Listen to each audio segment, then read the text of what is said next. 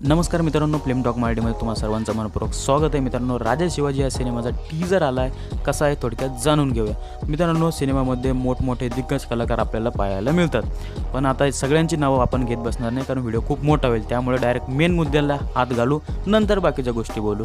Main मुद्दा म्हणजेच खूप साऱ्या लोकांच्या अशा कमेंट येत होत्या की राजा शिवाजी या सिनेमामध्ये छत्रपती शिवाजी महाराजांच्या भूमिकेमध्ये रितेश देशमुख हा शोभून दिसत नाही आहे. आणि ही सगळी लोक कोण आहेत, म्हणजे 100पैकी 90% लोक ही हिंदी ऑडियन्स किंवा हिंदी यूट्यूबर आहेत.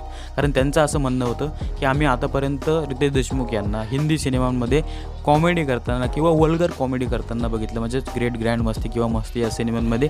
त्यामुळे त्यांना डायरेक्ट छत्रपती शिवाजी महाराजांच्या रोलमध्ये बघणं हे त्यांना कठीण जाते, आणि ते आपण समजूही शकतो.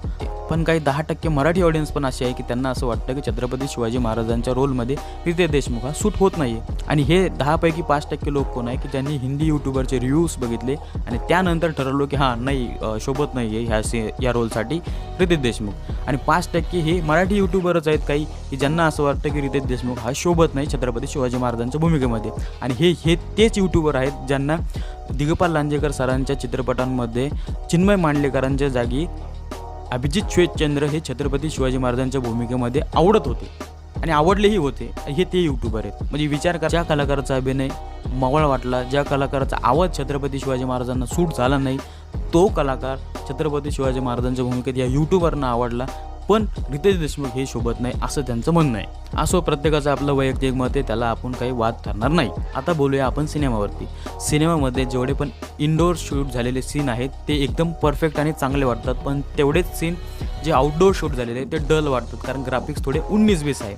आणि हे जरी ग्राफिक्स 19-20 असले तरी ते आपल्याला चालतात, कारण 300-400 करोडमध्ये बनलेल्या RRR सिनेमामध्ये जो साऊथचा होता त्याने बिग बजेट सिनेमा होता, त्याने चांगली कमाई केली.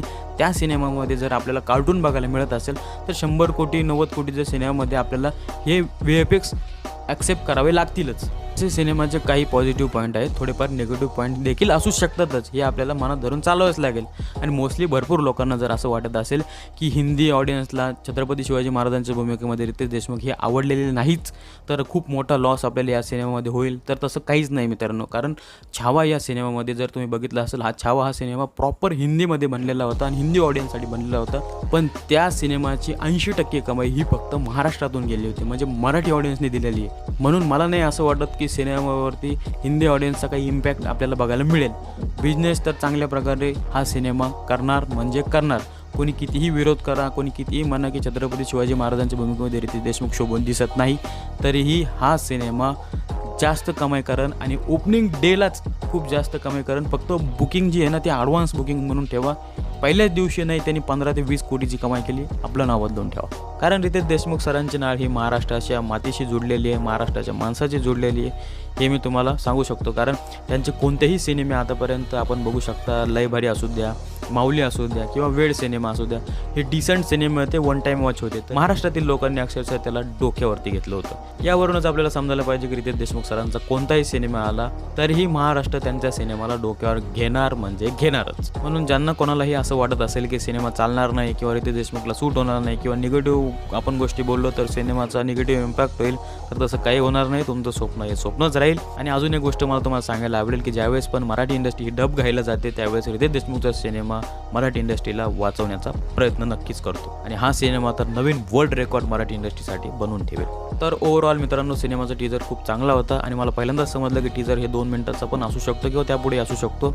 सिनेमाचे काही पॉझिटिव्ह पॉईंट पण आहेत, काही निगेटिव्ह पॉईंट पण आहेत, पण ते चालून जातील. कारण जर मोठ्या स्केलवरती छत्रपती शिवाजी महाराजांच्या भूमिकेवर सिनेमे बनत असतील तर आपण या गोष्टी साईडला केल्याच पाहिजे, असं माझं मत आहे. तर मित्रांनो, आजचा व्हिडिओ तुम्हाला कसा वाटला कमेंट करून सांगा. व्हिडिओ आवडला असेल तर लाईक करा आणि मराठी सिनेमांच्या अपडेटसाठी चॅनलला सबस्क्राईब करा. धन्यवाद.